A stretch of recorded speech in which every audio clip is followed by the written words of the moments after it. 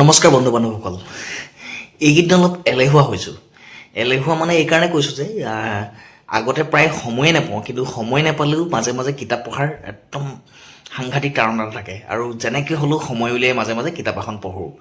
কিন্তু এইকেইদিন ইমান বেছি সময় পাইছোঁ, কামতো বেছি ব্যস্ত নাই, কামৰ হেঁচাও নাই, ডিউটিলৈ গৈ পিনে সাংঘাতিক ব্যস্ততাতো থাকিব লগা হোৱা নাই, তথাপি ঘৰলৈ আহি এলাহে জুমুৰি ধৰিছে আৰু এলাহৰ কাৰণেই কিতাপ পঢ়া থাকি গৈছে।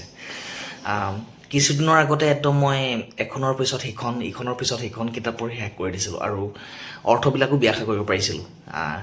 কিন্তু এইকেইদিন কেলৈ জানো ইমান এলাহ লাগিছে, কিতাপ পঢ়িব পৰা নাই। তথাপিও তাৰ মাজতে মই অলপ সময় উলিয়াই মাজে মাজে পঢ়ি আছোঁ এটা দুটা নিবন্ধ। এই কিতাপখন মই এতিয়া পঢ়ি আছোঁ আমাৰ হীৰেণ গোহাঁই ছাৰৰ সম্পাদনাত জুবিন গাৰ্গৰ জগত নামৰ যিখন কিতাপ এইবাৰ প্ৰকাশ পাইছিলে সেইখন। ইয়াৰো সম্পূৰ্ণ মই কৰাই নাই, ইয়াৰ আধা শেষ কৰিলোঁ। কিতাপখন ভলিউমটো ডাঙৰ হয়, ইয়াৰ প্ৰায় আধাখিনি শেষ কৰিলোঁ। কিতাপখন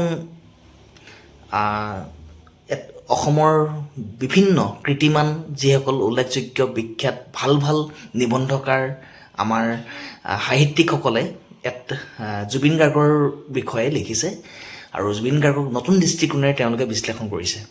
জুবিন গাৰ্গৰ যোগাত্মক কামখিনি, জুবিন গাৰ্গৰ ঋণাত্মক কি কি কাম হ'ল, জুবিন গাৰ্গৰ যিখিনি সম্ভাৱনা আছিলে সেই সম্ভাৱনাখিনি কি কি আমি নাপালোঁ আৰু পাব লগা আছিলে, জুবিন গাৰ্গৰ দৰ্শন, জুবিন গাৰ্গৰ আদৰ্শ, জুবিন গাৰ্গৰ আমাৰ পলিটিকেল ভিউটো কেনেকুৱা ধৰণৰ আছিলে, বা তেওঁ কিয়নো চাৰ্লি চেপলিন অথবা চে গুয়েভাৰাক তেওঁৰ ফেন আছিলে আৰু তেওঁলোকৰ আদৰ্শক অসমীয়া সমাজ জীৱনত তেওঁ কিদৰেনো প্ৰভাৱান্বিত কৰিছিলে, কিদৰেনো তেওঁৰ জীৱনৰ পৰা বাহিৰ হৈছিলে তেওঁলোকৰ আদৰ্শ লৈ পিনে।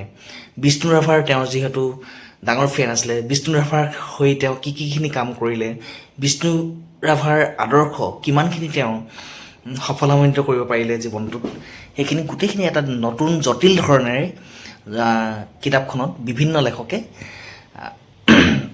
বিশ্লেষণ কৰিছে। কিতাপখনত বহু ভাল ভাল নিবন্ধকাৰ লিখিছে, যেনে আমাৰ হীৰেণ গোহাঁই ছাৰৰ কথাটো জানে আপোনালোকে। হীৰেণ গোহাঁই ছাৰৰ তেওঁৰ লেখা কিমান শক্তিশালী, আৰু লগতে জুবিন গাৰ্গৰ পুত্ৰস্বৰূপ ৰাহুল গৌতম শৰ্মাৰ ইয়াত লেখনি আছে। গুৱাহাটী ইউনিভাৰ্চিটিৰ পলিটিকেল ছায়েন্সৰ আমাৰ প্ৰত্যেকৰে পৰিচিত অখিল ৰঞ্জন দত্ত ডাঙৰীয়াৰ লেখনি আছে। ঔপন্যাসিক জুৰি বৰগোহাঁই ডাঙৰীয়ানীৰ ইয়াত লেখা আছে। ব্ৰজেন বৰুৱা, অন্যান্য বহুত সকল স্বনামধন্য নিবন্ধকাৰ ইয়াত আছে লেখনি। আপোনালোকে জুবিন গাৰ্গৰ বিষয়ে নতুন ধৰণে ইয়াত বিশ্লেষণ কৰা আছে আৰু নতুন দৃষ্টিৰে তেওঁক আপোনালোকে চাব পাৰিব কিতাপখন পঢ়ি পেলাই। আশা কৰিম আপোনালোকে কিতাপখন আনি পঢ়ক, যথেষ্ট ভাল পাব। ধন্যবাদ।